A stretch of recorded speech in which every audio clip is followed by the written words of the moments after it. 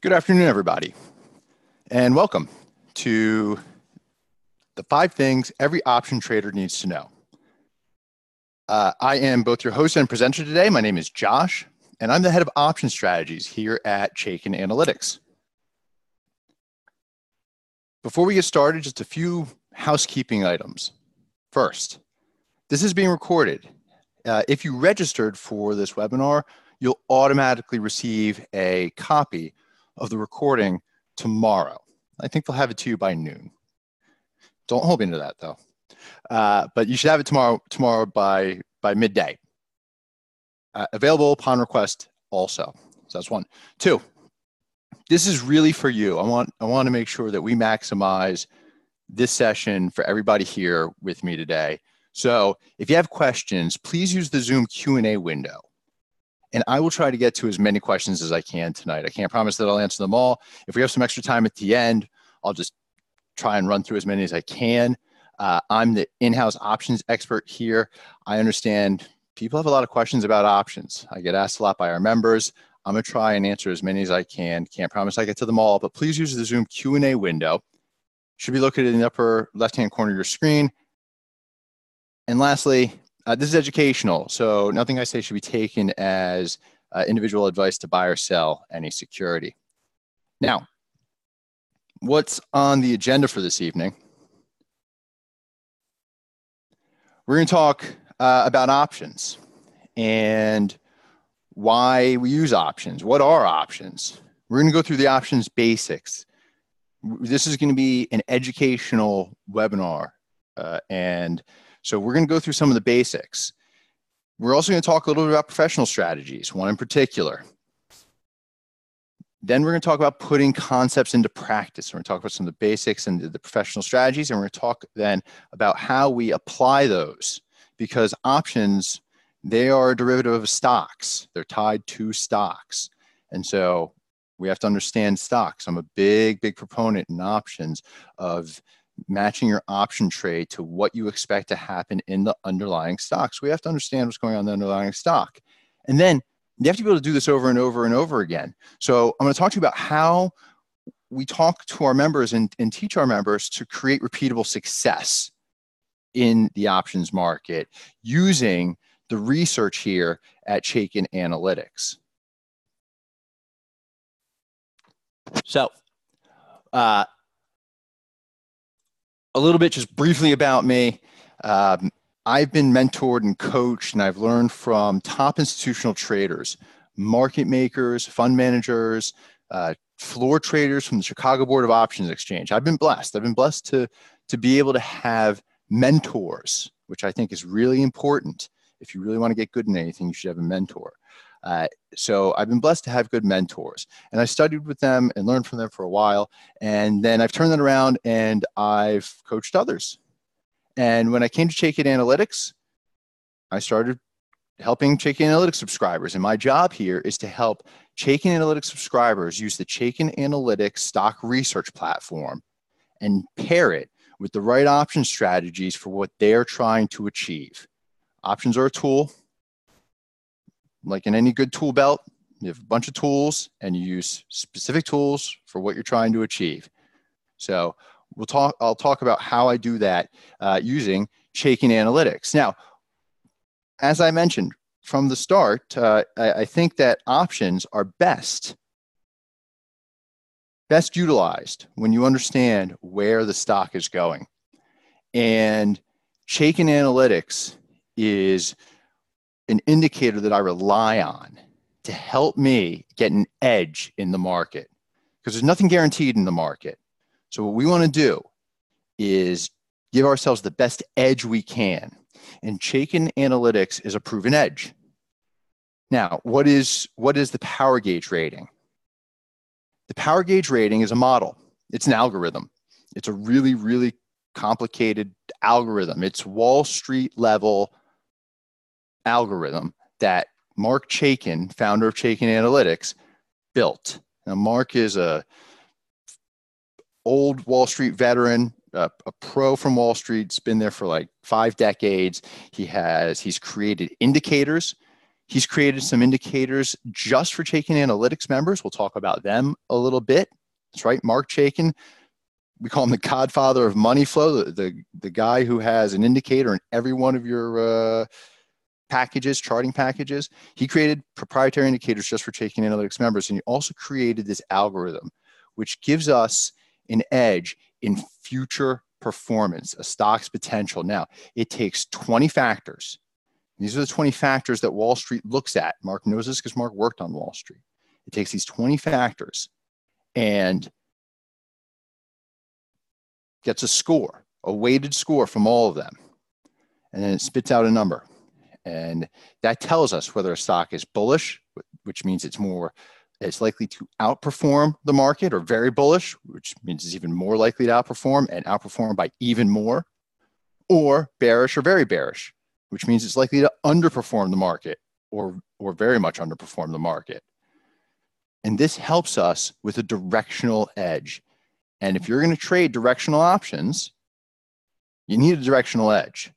So Chaikin Analytics is my go-to for giving me a directional edge on what's coming, what's likely to happen in the future. And I'll tell you, one of the biggest stumbling blocks for people in trading is really their emotions. It's the emotions that trip most people up in trading. I know this. I've been coaching traders for a long time. I've been coached by some of the best, and it's very much emotions. And the one thing that you can count on with the power gauge is it is unemotional. Now, James AllShaughnessy, I follow this guy on Twitter. I'd encourage you to also. He is great. He's a Wall Street veteran. He is a quantitative analyst. He looks at data, and he says that models beat humans all the time because they're reliable and they consistently apply the same criteria over and over and over and over again. Remember, creating repeatable success requires having a repeatable process. One of the things that the power gauge is it runs the same algorithm every night. It runs a repeated process every night on it's like 5,000 stocks that are listed in the US. It's an amazing amount of data that we crunch here overnight at Chaikin Analytics. It's astounding. And it works. This is life to date. This is the power gauge. The very bullish, they're very much likely to outperform and outperform by a lot. The very bearish, very likely to underperform and underperform by a lot. We're going to talk more about the power gauge a little bit later. I'll show you some charts when we start pairing options and the power gauge together. But really what I'd like to do right now is get more deeper into my specialty, options. So why would we use options? One, leverage. Options allow us to make more money using less money. So we can make more with less. You get leverage. Second, fixed risk. Now, you can say, hey, Josh, I have 100 shares of Apple. There's a fixed risk. If it goes bankrupt, I would lose it all. It's fixed, whatever the value is. And I would say that's semantics. What I mean is you can take small, fixed, speculative positions in the market so that you don't have just this large, wildly, could lose thousands and thousands and thousands. You can make very calculated, speculative positions in the market. And no matter how far the market moves against you, you only lose that small speculative amount. Income. A lot of people like to buy stocks with dividends. Why? Well, some people like to buy them to reinvest the dividends and compound the growth, but other people use them for income. Now, how many out there are using dividends for income right now? To just, you're not reinvesting them, you're taking them to help pay for, the lifestyle that you're accustomed to at this point. I think quite a number are. So you can use options to generate income on top of the dividend. So you can own dividend paying stocks and then use options to squeeze more out of them. You have an asset and you can rent that asset, so to speak, using options. also insurance. Options can be used to insure against big drops. We talked to our members in October, this past October, about how to use options to hedge against a 10% decline in the market, and how you could use a small fraction of your portfolio. And we'll look at an example of this a little bit later. I have an example of how you can use options as a way to insure, and think of it as insurance. You hope you don't have to use it, right? I have a home, I pay a mortgage. I have homeowners insurance. I never want to have to use my homeowner's insurance. I want my own to be just fine. I want my IRA to be just fine also. But what's that insurance company's tagline? Things happen. Things happen. And if you are relying on your life's accumulations and investments in an RIA, and you're drawing against it, you may want to think about using options for insurance if you don't already. So what I'd like to do now is I'd like to do a poll. I'd like to take a poll. I'd like to take a quick sense of everybody's experience with options. Do you have experience with options? Do you not have experience with options at all? In fact, I don't even think I can launch the poll. Chris, I think you need to launch the poll. Well, Chris, if you can do that, go ahead. If you're not, then don't worry about it. We're going to move on. Oh, look at that. You never hear him, but he's there, folks. It's my buddy Chris. So if you would, everybody, please pick the question that, or pick any and all that apply to you, please. And Chris, you just let that go for a little bit as people fill it out, and give it 15 more seconds. I'll let everybody fill it in.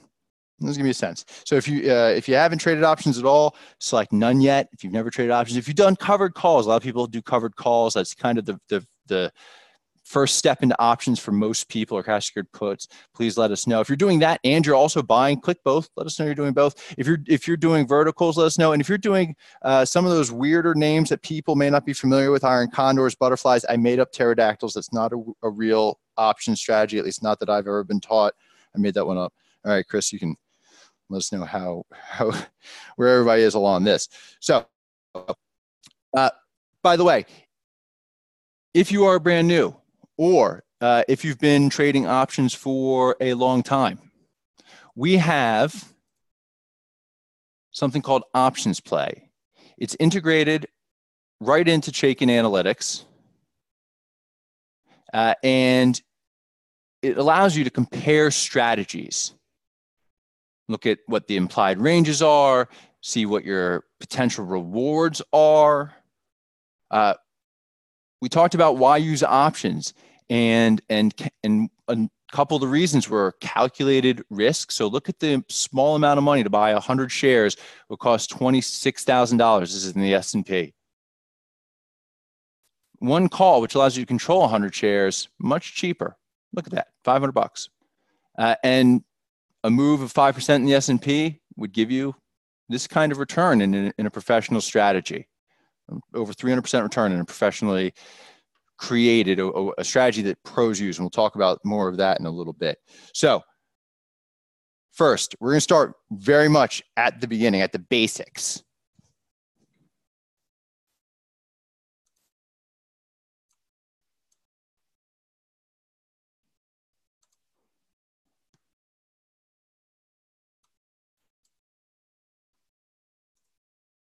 What is a stock option?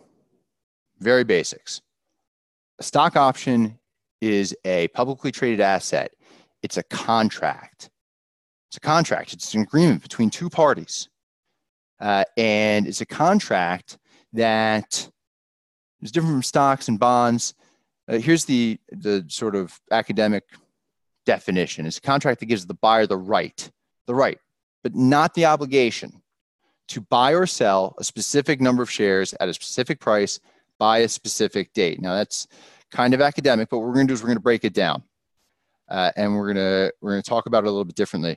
And what I really would like you to think about is have you ever used a coupon or seen a coupon?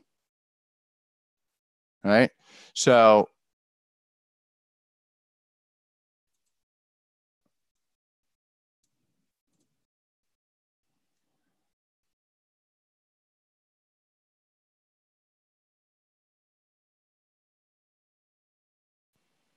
sorry about that.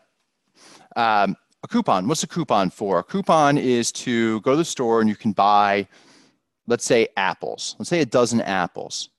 So you have this coupon, you're at the store, you have a coupon for a dozen apples, and it is for, let's say, $5 a dozen. I haven't shopped for apples recently. I don't know what apples cost. But let's just say we have a coupon in our hand for a dozen apples for $5 a dozen. And what do coupons have? They have an expiration date, right? So this is good until, let's just say, April 1st, right? April Fool's Day. It's good to April 1st. That's our coupon. Now, when we walk into the store, do we have to use this coupon? When we go up to the cashier, do we have to use this coupon? No, we don't have to. If we don't feel like buying apples, we're under no obligation to go buy apples and use the coupon. Now, if we do want to buy apples, though, the store has made an agreement with us. They have to honor this coupon. So if you do want to buy apples, you show up, you give the cashier the coupon, and she goes, okay. And she's obligated to fulfill the terms of the coupon. Now, let's just replace apples, a dozen apples for $5 a dozen. There's your coupon. And I want you to think about a coupon for shares of stock instead. So instead of a dozen apples, 100 shares of Apple. And instead of $5 per dozen, we're going to say $5 for 100 shares for a share of Apple is quite cheap. $150. So a coupon, same expiration date, to buy 100 shares of Apple at $150 a share. That is a call option. That's a call option. It's a coupon to buy shares. Just like you go into a store and you get the right to buy your apples at a set price, as long as it's before the expiration date of the coupon. Same concept here. You have the right to buy shares, a set number. Standard contracts are for 100 shares. Now, there's also the right to sell shares. So you can also sell shares to individuals using what's called a put option. It gives you the right to sell shares to people. Now, why might you want to sell shares to people? Well, let's say you own 100 shares of Apple and you're worried that it's going to keep going down.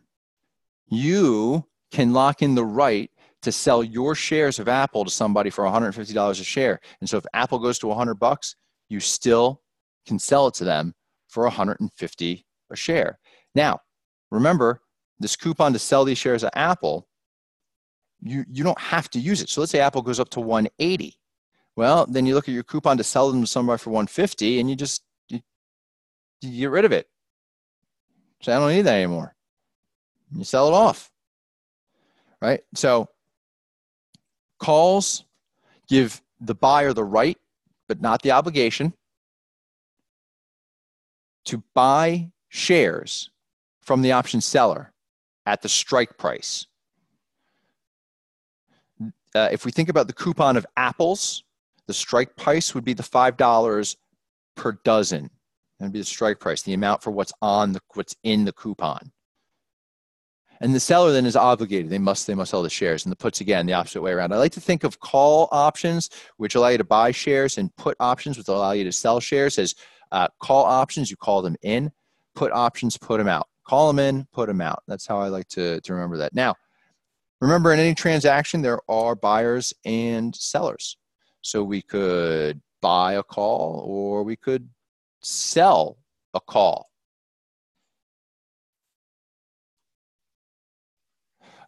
And the seller sometimes is known as the writer. They're known as short the option.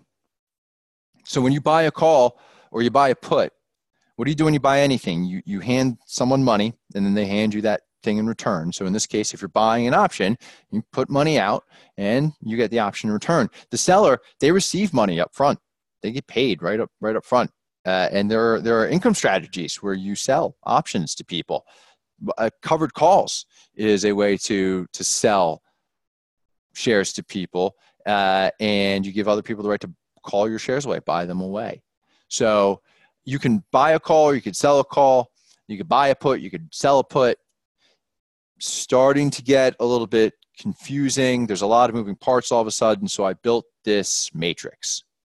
And this tells me whether or not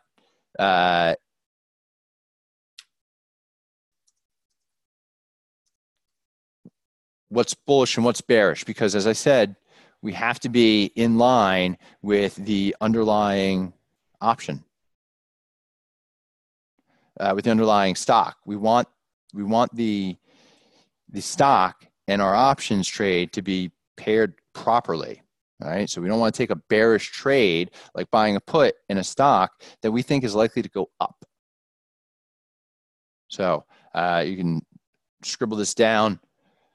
I see there's a question about, are the option slide available after the webinar? I hadn't planned on handing out these slides. I mean, you can scribble this down. I think what I will do, Rudolph, is if for members, and this is what I'll do. This is what you get at Chaikin Analytics. We support our members here. So members who want these slides, we'll send them out. And if you subscribe, I'll send them out also. We have a full education. Tonight, we're not going to get into iron condors, but if you want to talk about that with me, I could do that too. We have slides for that also. We have slides that we built for Chaikin Analytics members on all kinds of option strategies, but I hadn't planned on giving these out. But for members, contact us and you can have these, although you have better slides for members that you can contact me about from our option strategy sessions that I hold. All right, but this matrix is just a simple thing. You can scribble it down. We're going to send out a recording of this also, so you can watch the recording, pause it, scribble it down. This is an easy way. And if you're doing verticals, then you just do call vertical and put vertical. So if you sell a call vertical, that's also bearish. So quick little matrix. All right, so we can buy our calls, we can sell our calls, and we've talked about a few concepts. We're just going to review some of these. One is known as the strike price. So the strike price is the price per share inside of the option contract.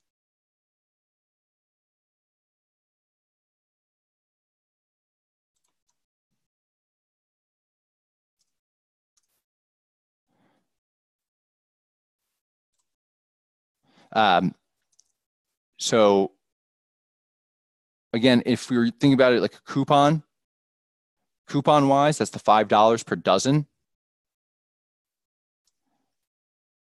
I think the expiration is pretty self-explanatory. It's the last day we can really use this. The premium. Now the premiums, this is where we start to get away from the metaphor of using a coupon a little bit, because the premium is the cost of the actual option itself. It's what the option trades for on the open market. And I'll go back to the coupon example, because I think the coupon, you know, a dozen apples for $5 at the store makes kind of, I think it's a good analogy. It's very analogous to 100 shares of Apple at a set price, a dozen apples at the store for a set price. So if you're at the store and you have this coupon and it says you can buy a dozen apples for $5 a dozen, then, and you don't want to, but I walk by and I go, apples. You know what? I really would like these apples. And you go, oh, I have a coupon for $5. And let's say that they're $7 right now. So you with your coupon could save $2 if you want apples, but you don't want apples. So I say, well, buy it off you for $1. And you think, all right, I don't want apples. And sure, I'll sell it to you for $1. And then you sell it to me for $1. That would be the premium. I just paid $1 for that coupon. We would call it the premium. And in that case, I would make out, because I would still save $1. I would walk up to the cashier with my dozen apples that they're charging $7 at the market price. And I can say, I have this coupon for $5. Now, that brings me to the next concept, which is break-even price.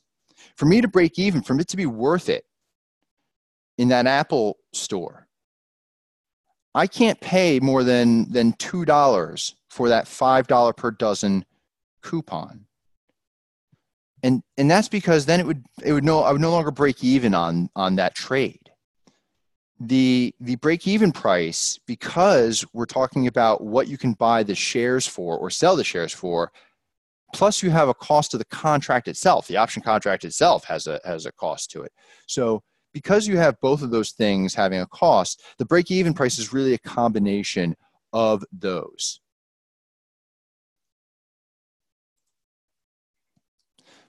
We'll get to there's a quick calculation for break-even price. We'll get to it in a minute.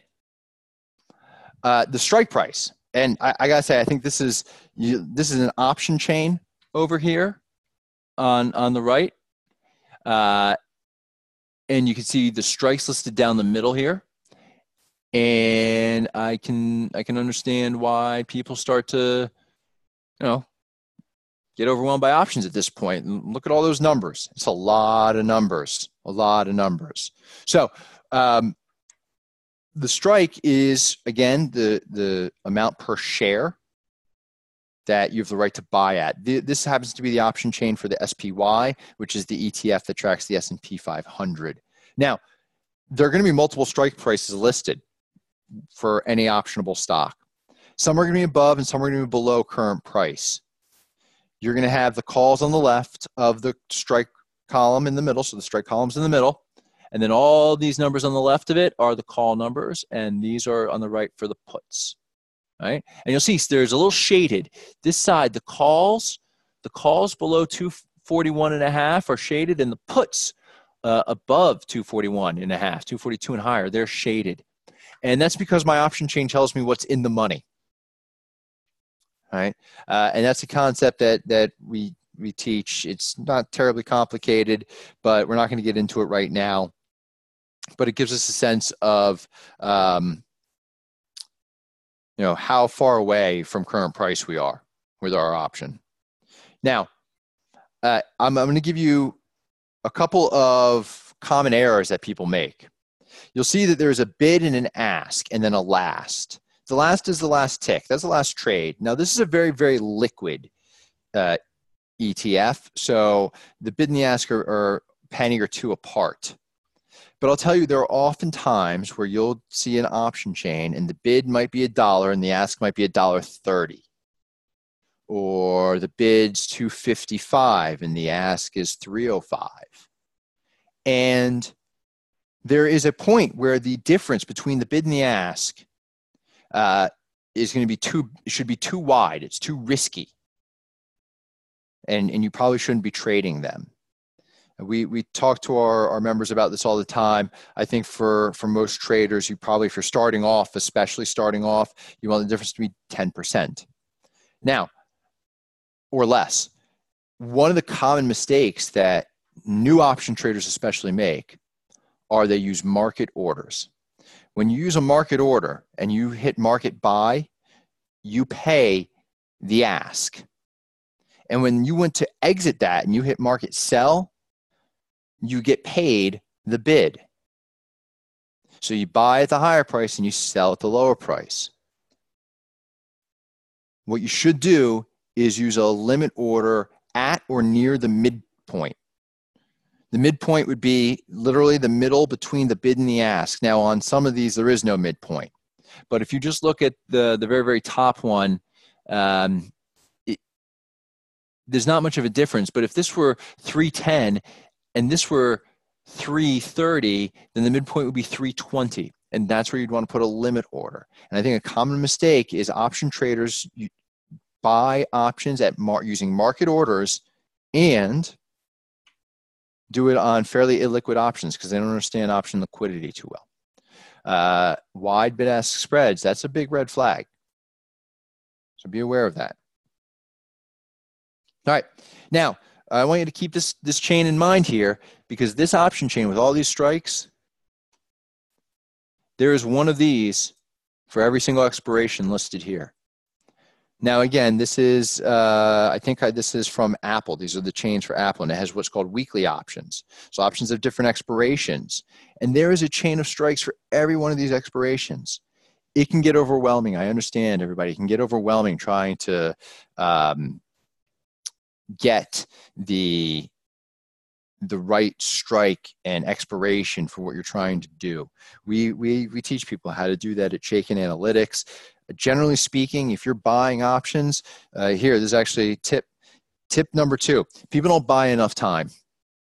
They just don't. They think they think their stock is going to go 10% in 10 days. It's not. Okay? Don't buy 10 days worth of time. If you're buying options, don't buy 10 days worth of time. You need to buy more than that. You just must buy more than that. Unless you're playing a very specific event, like earnings. But even, I don't want to get into that. People don't buy enough time. If you think it's going to take a couple weeks and to make a reasonable move, then you should buy probably a couple weeks more than that. So that's tip number 2, everybody, is buy a little more time than you think it's going to take. People tend to overestimate what they think the move is going to do and in how short time it's going to do it. It's just human nature, but we need to guard against ourselves. That's the point of having a repeatable process, is guards against yourself. So, I have a set number of days that I will, if I'm buying an option, I will not buy less than.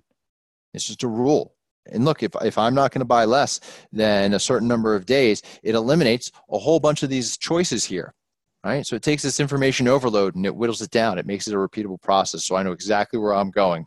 This many days to expiration at this delta.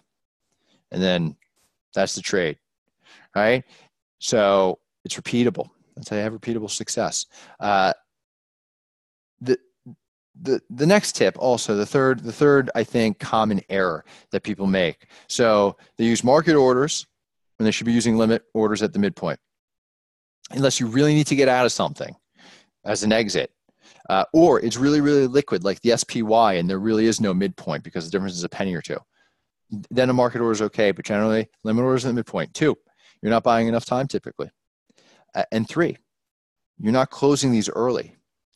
Just because you have until expiration doesn't mean you need to hold these things until expiration. That goes for anybody who's selling out there just for income, selling puts, cash secured puts or covered calls, and doesn't want the shares called away or be handed the shares, or if you're doing credit spreads for the more advanced traders among out here, you should I am on a mission to get option traders to close their trades early. If you're a credit trader, don't let it expire worthless. Close it for pennies on the dollar. Last Friday, Tesla moved like 12% on some news. Can you imagine if you had a credit spread on Tesla, 10% out of the money, and the thing went 12% against you? Now, I understand for some of you that the jargony, I apologize if I'm a little jargony, but for those of you who are doing credit spreads, I think you should understand that that's like, why would you waste 10 cents for the possibility of that, or 5 cents? Close them for pennies on the dollar. That you should have targets, generally speaking. So we should have profit targets, and you should close them early. Close them early. Don't let them expire. Plus, all options that are in the money are executed at expiration. And most people are trading options to trade the difference, the change in the premium, the value of the option, not to actually have to control the shares. Execution means that you're going to get handed the shares, or your shares are going to get pulled from you, or you're going to be automatically short the shares.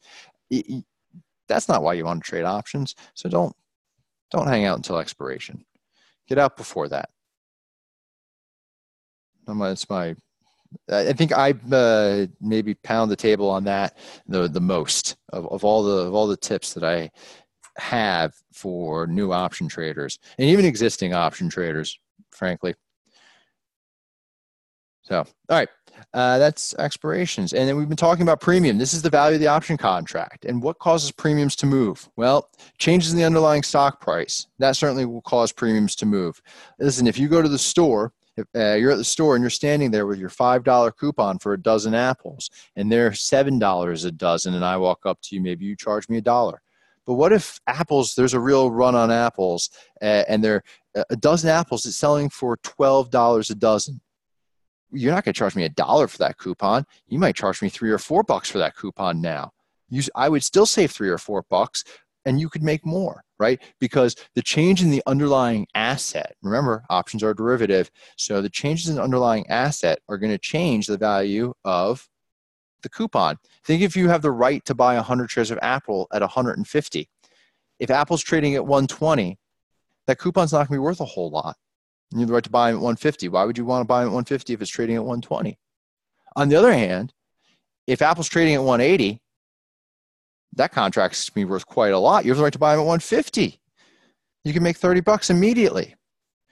So that's one. Two, and this also gets back to people not buying enough time. And we're going to look at a chart of time in a minute, because what you're doing really is you're buying, when you buy options, you're buying time. And you want to buy enough time to be right about your assumption about the underlying stock. That's one. Two, time decays. Every day that option loses a little value. And if you buy the option, you want it to go up in value, not lose a little bit of value every day. So you want to have as little time decay as possible. And when you more time, typically less decay, and I'll show you a chart of that in a second. And then lastly, premium values will fluctuate due to what's called implied volatility. Now, implied volatility is a enormously important concept in options. Implied volatility is what the market is expecting going forward for a move. Is it expecting a big move? Is it expecting a little move? If the market is expecting a big move and the implied volatility is high, well, if the market's expecting a big move, they're going to charge you for a big move. So bigger premiums. If the market's expecting a little tiny move, they're going to charge you less for it. So you're going to have tinier, smaller premiums. So changes in implied volatility can really affect the change in the premium, even if the stock has gone nowhere. And if you've ever bought an option and it's gone your way, the stock has gone the direction you thought, and you didn't make money on that option, my suspicion that as an options coach, I would point to one of maybe two things right off the bat. And one of those two most certainly would be, did you buy when the implied volatility was high? Because if you buy when they're charging for a big move, you need a big move to just break even, right? If you pay for a small move and then you get a big move, that's how you make money in options. So implied volatility, incredibly important. I go into great detail for our members. I do sessions every Tuesday and Thursday for Chaikin Analytics members. Every Tuesday and Thursday, we host an option ideas session where our members can ask me questions live, and we go over actionable option ideas. And we break it down and we look at it. And we look at things like implied volatility, and I go over these concepts in these sessions so that the knowledge that you have can never be taken away from you, right? And then you don't need me anymore because you have the knowledge and no one can take it from you. No one can steal that knowledge from your head. I mean, they might be able to force you to tell them, but you won't lose it. You'll still know. You'll always have that knowledge. So we really value educating our members where they need it, when they need it. And some people don't, but some people do. And I think we get a lot of nice feedback from our members about it. So, all right, and I talked about that break-even price. This is one of the more basic concepts, but important. Because you have the right to buy these apples or shares of Apple at a set price, plus you paid for that coupon, there is a break-even. We talked a little bit about this with me buying the Apple coupon. I'm not going to get too much more into it, but for calls, you take the strike price and you add the premium. That gives you your break even. For puts, we just subtract the premium in that case. And these are simple calculations for you. All right, let's talk about the Greeks. And I don't mean the philosophers or Pythagoras. I mean the things that are mathematical concepts inside of the Black-Scholes model. The Black-Scholes model is the mathematical model, statistical mathematical model that we use to price expected moves and options. If that was a mouthful, you don't have to know any of the, I could not right now write down the Black-Scholes model equation for you, and you would never need to know it in options trading. But you should have an understanding of what's causing movements in your stock. And we talked about the theta. I want you to, so these are what are known as the Greeks. There's a bunch of them inside of how options are priced. And I think they're important to know. Probably the most important ones are delta and theta. I'm going to talk theta for a minute. I want to cover that as a concept tonight for sure. So this is a graph of theta, and the time decay in an option decays faster when there's less time left. So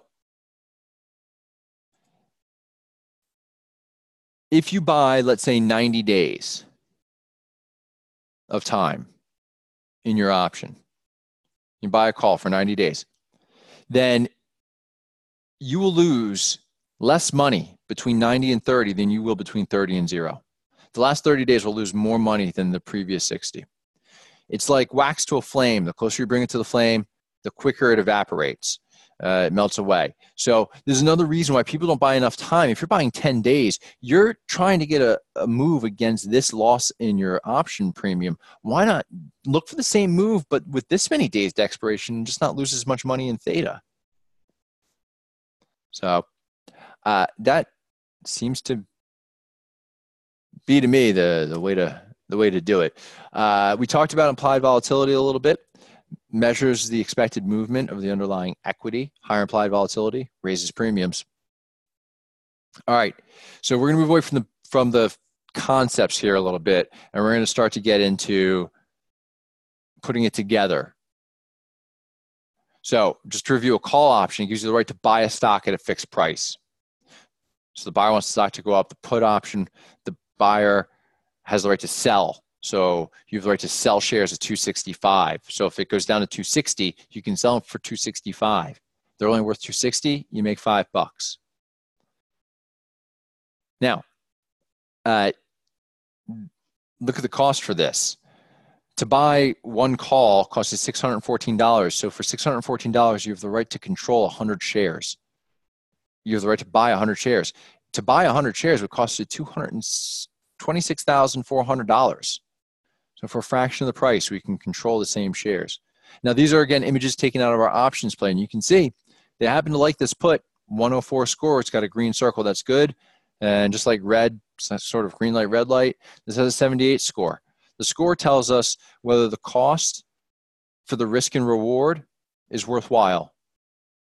It's a great scoring system. It's good for new option traders to help them understand what has good odds of success, good risk, and good reward. Now, it doesn't matter if the underlying in these options go up, go against the stock of, so if the call, for instance, went down to 200, you would only lose $614.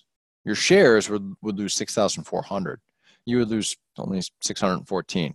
Right, a 10% drop in the underlying here would lose like $2,600, but the call owner only 614. And if this goes up $10, you have the right to buy it at 264. So if it's at 274, you're going to be profitable. Now, this is what most people know, but here's the thing. This could go to 280, 290. That's where people get in trouble. You see this little graph here? This is a profit loss graph. And it tells you how much money you make or lose. So profit or loss up and down based on whether the stock goes up or down. So to the left, stock price lower, to the right, stock price higher. And you'll see stock price lower, well, we lose money, and then we can't lose anymore because we only put up 614. So it stops there and then it flat.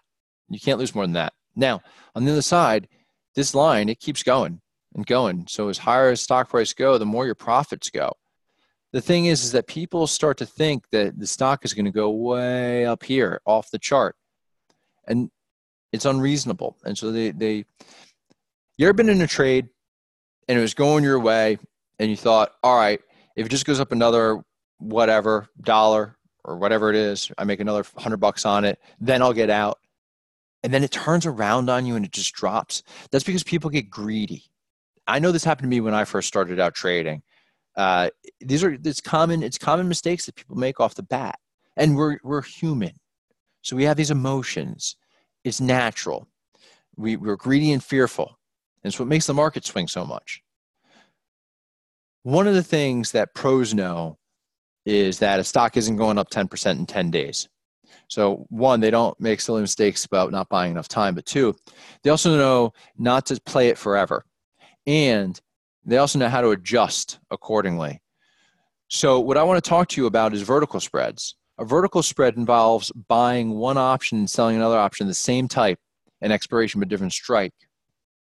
So let me break that down again. Instead of buying a March, a put, which allows us to sell shares at 265 and paying 514 for it, we're also going to sell a put.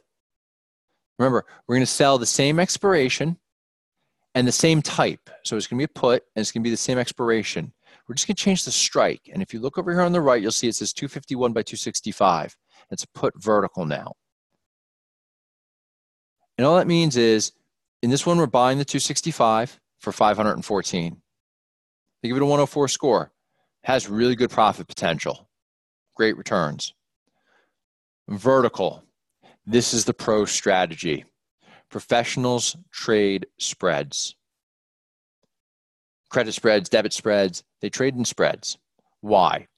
Because it lowers your initial risk. This costs $180 less about. And that's because we sold a put against the one we bought. And whenever you sell something, what do you get? You get money handed to you. Just like when you buy something, you hand money over. So we got money handed to us and it offset the cost. So for the same move, we've now spent less and have the chance to make more. For the same set move, to 251. Now, again, you don't have to hold these all the way to March. And you probably shouldn't even go all the way for the max. I'll tell you that. That's an additional pro tip right there. You shouldn't be going for the full $1,066 on this. You should go for slightly less than that. You still get a huge return on capital. But pros use this because if you look at the single put for $514, maybe buy 3 of them for a little over $1,500, and that gives you a chance to make about $2,700. But for the same amount of money, you could buy about 5 of the vertical and make closer to $5,000. Make just a much bigger return on investment. So less risk, more money. That's why it's a professional strategy. Right? So we prefer to use. Also, here's the other thing. It caps your profit. This is the downside to it because it's not all upside. There is a little bit of downside. And I call it downside, but I don't really believe it's actually that much downside because most people, they think things go way farther than they do anyway.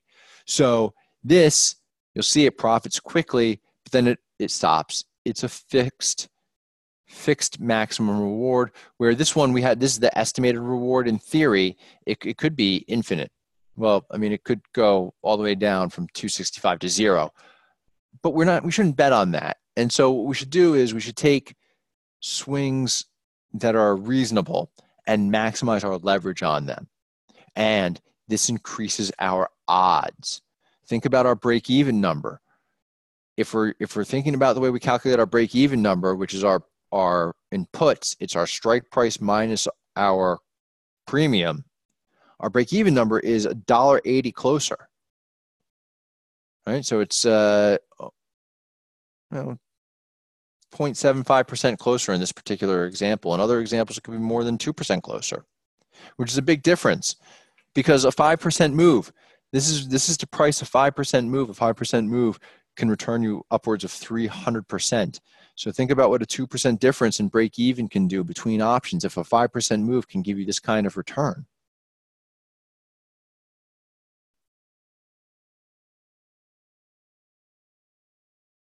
And when we're getting good returns, we don't need to be right all the darn time, which if you've been in the market for any amount of time, you know it's unreasonable to think you're going to be right all the time anyway. So we get really good return on our risk here. Now, we have this tool, vertical spreads, that enable us to really maximize our returns for a set move. So now what we got to do is find underlyings that are going to make relatively predictable set moves. So how do we do that? Back to Chaikin Analytics. We want to find classic bulls. So we're talking directional trades, bullish trades, bearish trades. What we want to do is we want to find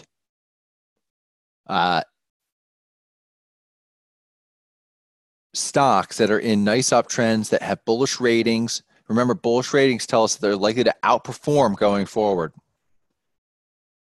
Next, we want them to have good money flow. Money flow is what institutional buyers are doing. It's a measure of institutional buying pressure. We want to follow the institutional buyers. Also, relative strength. This relative strength indicator, which you see along the bottom of the charts right above the power gauge rating, is a proprietary relative strength measure.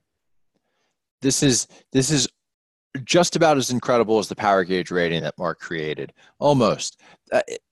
Relative strength, the market is an average. The S&P is an average of those 500 stocks. Now, it's a weighted average, but it's an average. To have an average, you need to have some things that are above average and some things that are below average. If you own shares that are underperforming the average, that have weak relative strength, so the market's going up on average more than your stock is, I don't know how you're going to beat the market if you have negative relative strength. It's going to be pretty hard. And who wants to own something that's below average anyway? Think about that, right? No one wants to own something that's below average. Sell you my below average car. You want to buy a below average car? No one wants that, right? So, want a below average sandwich for lunch? So we want, if we're looking for things going higher, we want them to be above average. And if you have a long-term portfolio, you need to own stocks that are above average, that are outperforming the market. If you own stocks that are underperforming the market, you would perform better if you just bought the SPY. And the reason you own individual shares is because you're trying to do better than the market, which is possible if you have a really, really impressive proprietary indicator at your disposal that tells you whether or not something's underperforming or outperforming the market. All right, so we want classic bulls. So here's an example. Into it. You can see at the bottom here, the power gauge rating. Now, it's been neutral for a little while. It's been actually what we call neutral plus, which is a bullish rated stock that's below its trend line.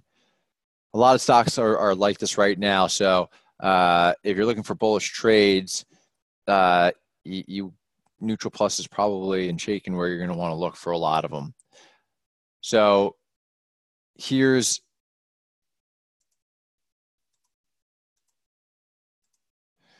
into it. Now, I'll tell you, I said repeatable success. So this is what I teach people to do in Chaikin Analytics. I teach people to find bullish stocks, persistently bullish stocks with good relative strength.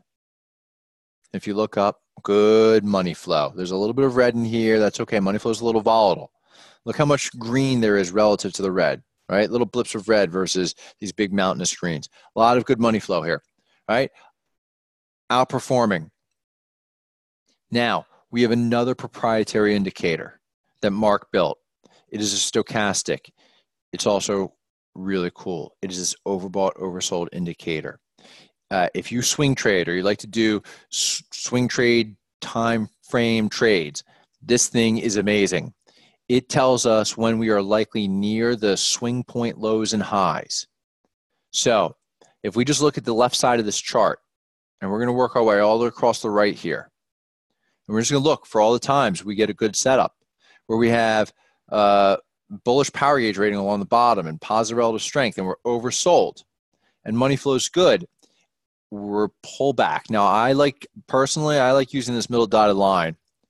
These are volatility bands. They're like range finders. They're designed to tell us what the likely range is for the prices. And you'll see most the prices stay pretty much inside of these bands.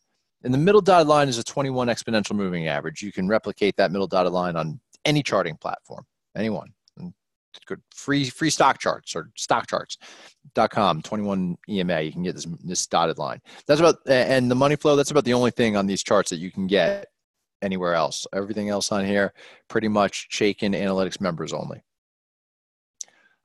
So I have an oversold stock that's a classic bull. I want to enter my vertical trade, and then when it's overbought and I like to use the upper band as the target, that's where I exit. Boom, trade. Out ahead of earnings here. Dips post earnings, it's oversold again. Great, another entry. It's overbought again, exit.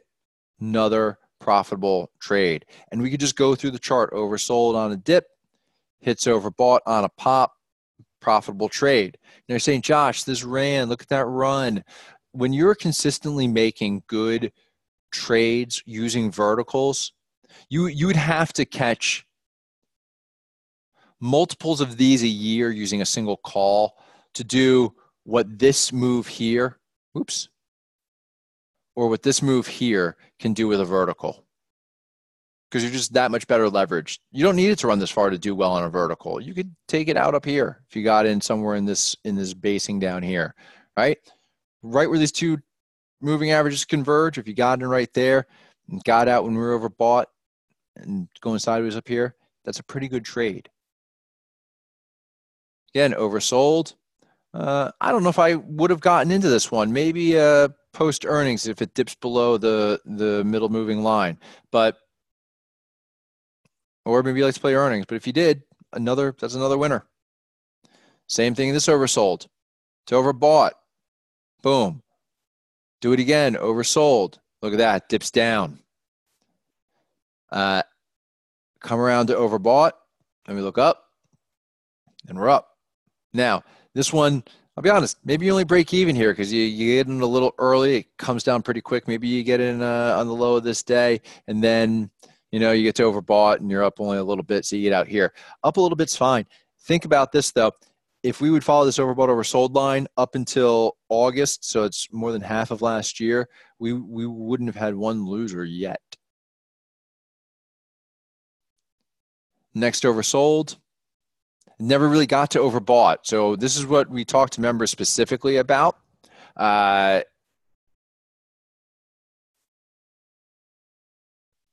Ways to read this overbought oversold and to hedge when it doesn't make it up there early enough. This is all stuff that we talk to our members about. We have a client success team. We got a team of people that help people with some of the nuance on timing, right? But this is the first one where maybe it moves against us a little bit quick. But think about how repeatable that process is with low risk and high reward trades. Now, this last time, again, oversold, overbought. It's incredible, this proprietary stochastic that Mark created for our members. It's really great because it helps us with shorter term timing to go along with the bigger picture trend indicators. Which is, if you're going to trade, I think you should trade with the trend. If you're going to swing trade, you should trade with the trend. So I don't think right now, by the way, see where we are with this indicator? We're overbought. We're overbought and we're at the upper end of our trading range bands. So is now a good time to take a bullish trade on this? No. No, it is not. We want to wait for a pullback and an oversold or maybe closer to oversold reading. And that's going to put the odds in our favor. Remember, it's all about putting the odds in our favor. But I did look at one of the option play ideas. So this would be a move to 230. This would be a call spread for a move to 230. It does have almost 150% return. I don't really like it. In fact, neither does options play. It's only a 91. Their single call is only a 74. But look at the difference between these. You save 20%. This is 20% off. Only costs you 800 instead of costing you 1,000. It's 20% off on that.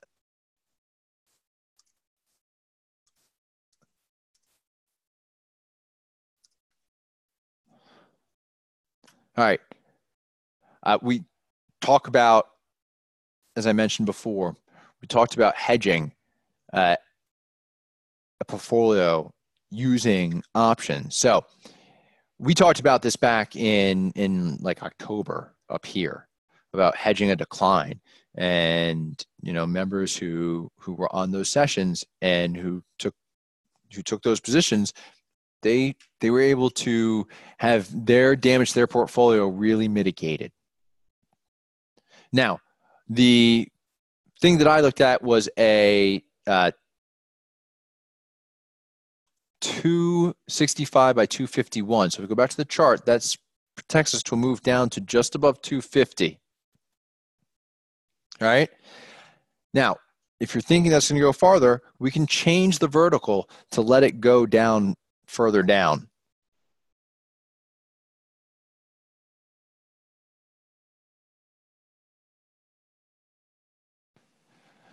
Now that hedges us down to a move to 251. If you think it's going to go lower, what we can do is we can change the short leg, or we can do what's called rolling.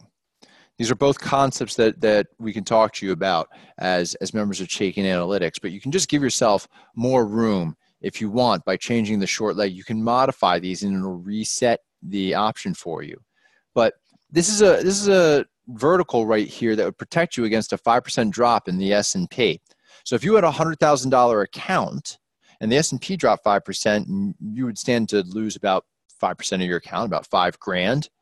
This vertical would cost you $300 to protect $1,000. So you would need about 5 of them, 5 verticals. So it would be about $1,500. $1,500 out of your $100,000 to protect against a $5,000 loss. We can increase that ratio too. As I said, I do sessions every Tuesday and Thursday. This morning on my Tuesday morning option ideas session, we designed one of these verticals that gave us 5-to-1. So we were able to put up 0.9% of a 100K account to protect against or 0.8% of a 100K account to protect against a 5% drop. And we could do it up against a 10% drop. Lots of ways to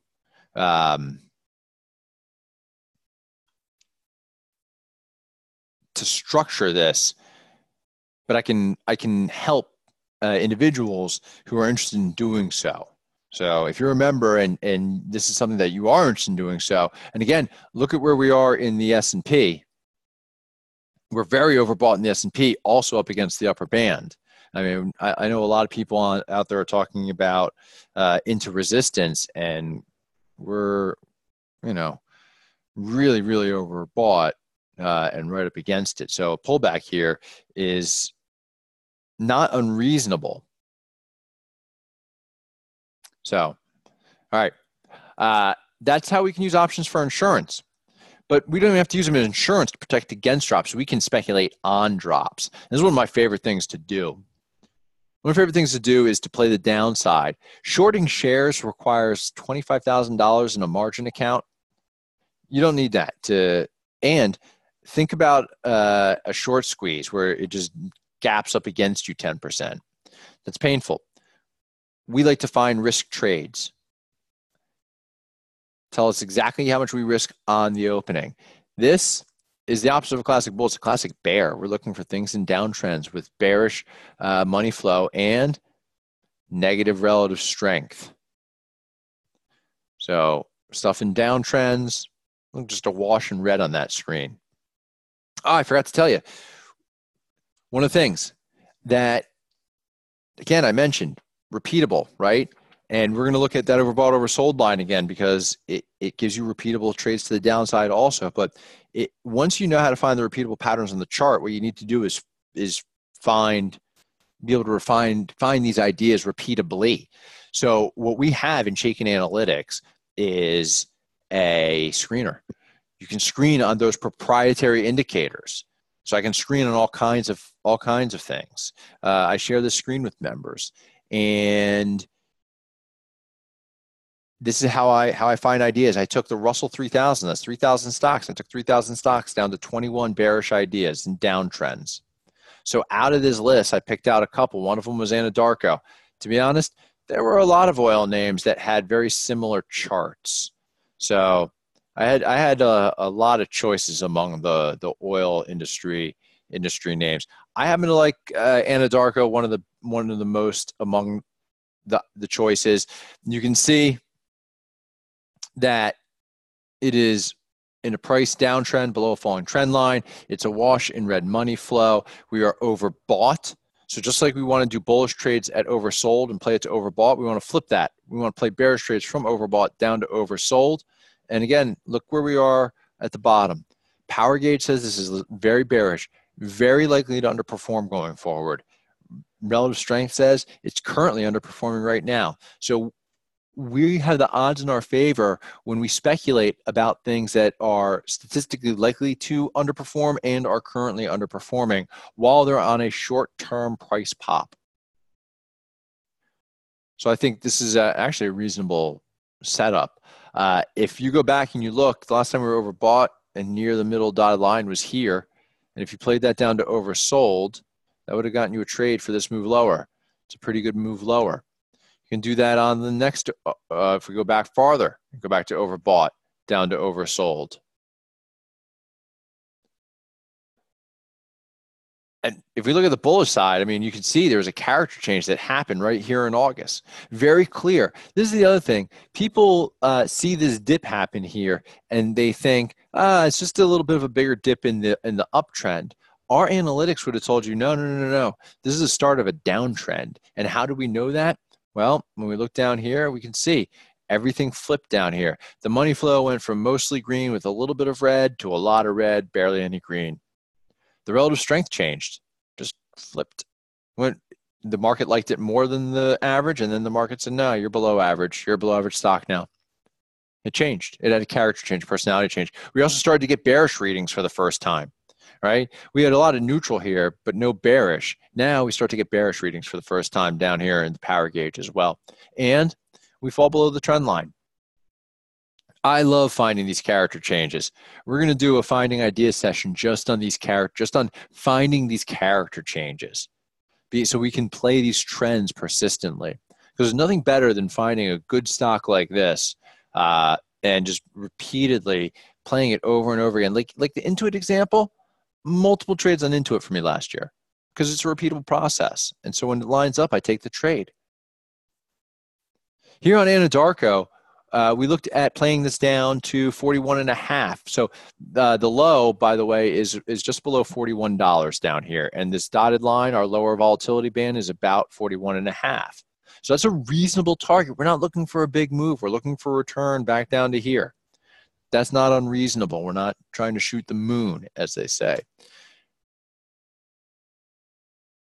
$188 rather than the single. The single one, just buying the 47.5 put will cost you $241. We can shave $60 off of that. It's a 25% count discount here. 219% possible return. Look at the difference in possible returns. And this is just for a couple dollar move lower. So it's Anadarko. Remember I said I like to play persistent trends over and over and over and over again. I just want you to look at this chart. First off, it is about as classic bear as it gets. It's red just pretty much up and down the whole darn thing. Every time this was overbought and below this trend line, it's pretty much been a great trade. If you can catch it, I like to catch them at the middle dotted line when they're overbought and then play them to oversold. Now, I'll tell you, on this scale, you'll say, Josh, this move in March, that doesn't look too big from the middle dotted line to the lower dotted line. Listen, the stock has lost like 60% of its value. Everything's a little bit tighter on this screen than on other screens because this thing's just been so beaten down. And we had people who asked us when it had gapped down and, started to move sideways a little bit, hey, this thing's lost about half its value at this point. Do you think that maybe it's time to stop being bearish on it? And we looked at the indicators and we said, no, everything down here is just a wash in red. This is still a great play. And so until all this is no longer a wash in red, I'm going to keep playing the move. It's a repeatable process. Over and over and over again, we want to have a repeatable process. So right now, we looked at, I think it was the 125 by 110. So a $15 move lower. But again, this low down here, these lows are below they're at like 109 something. So we're looking for this not even to make a new low. that again, that's the beauty of this. We're using the best tool possible to achieve the maximum results when we're using verticals for these directional plays for a set move. So for this move lower, we can put up 450 to make about $1,000 on a trade like that. All right. Now, again, options play. It is built into Chaikin Analytics. If we go back to the chart, you can see this little option widget right here at the top. And you just click on that. The widget shows up. It gives you default ideas, but as I said, you can modify them so you can change them and match them to what you want to do. I get a lot of people who go, well, does it do credit trades? Yeah, you have to modify it. It defaults to these ideas, but you can modify it, and I do this all the time on, again, Tuesdays and Thursdays. We do an option ideas session, and we talk about potential option trades. If you sign up tonight, you can be on the session this coming Thursday with me. And we can look at ideas like Mohawk. What other ideas do we look at today? We had a couple of good ones. We did look at the insurance. One of the ones, as I said, the SPY is insurance. We looked at that idea today since we're up against the S&P, resistance in the S&P. So, all right, that is it. Chaikin Analytics is what I use to help me understand the likely direction. And then I use options play to help me maximize my strategy. We give you the ability to screen. It's a powerful screener. It makes it so it's easy and repeatable. You can pre-can the screens. I can give you, I give members my screens. I give them the screens that I use. I'm happy to hand those out to our members. So you can save them, pre-can them. So it's just one click and everything is filled out. You don't have to fill out all these little fields every single time. You just do it once and then you save it. And then you hit this little button and boom, it auto fills it in. You hit run and there you go. 20 bearish ideas, 20 bullish ideas, whatever. We can help you build a screen for whatever you're trying to achieve. Right. As I mentioned, options play. I think we talked about options play quite a bit. It's the tool in there. As a Chaikin subscriber also, you get small group tutorials. As I mentioned, I do a Tuesday, Thursday session on options specifically. We talk all kinds of things. We looked at iron condors ahead of some earnings coming up as one of the ideas this morning that we talked about. Of course, we talk a lot of vertical debits and credits too. We have a lot of people that trade for income. They want to generate a couple % a month. If you're selling cash secured puts, you're doing a lot of capital for probably maybe a 1% per month return. Where if you used a credit vertical, you could use far less capital to generate twice the income probably, or 3 times the income. All right, we have other sessions. We have onboard sessions. We have an onboard session tomorrow. So if you sign up tonight, you can be in a live session tomorrow. These are all live. We also archive them all. So if you can't be on the onboard session tomorrow, or you want to sign up tonight and you want to watch my session from this morning, you can do that. We archive them all. So you get access to all that and one-on-one coaching. I schedule time with our members all the time, every week, practically every day, to do sessions, coaching sessions. You sign up tonight, I'll guarantee you a coaching session with me in the next 2 weeks. Okay? So any option questions you have, I'll answer them. We'll talk specifically about what you're trying to achieve. I do this with our members, and I want everybody to be successful. As I mentioned at the very beginning, I was blessed to be tutored and mentored by some very impressive people. I'm very lucky for it, and I want to help. My job is to help Chaikin Analytics members. If you heard of Jim Cramer, he's a big fan of Mark's. And there's a reason. It's because the work that Mark does, Chaikin Analytics, the data that we crunch, the proprietary indicators that we have, it gives you an edge. You don't want to go up against it. In the market, you're trading against pros, and you need pro tools. And Mark Mark is a pro, so he gives you pro tools. So if you want professional tools, you want access to an options expert.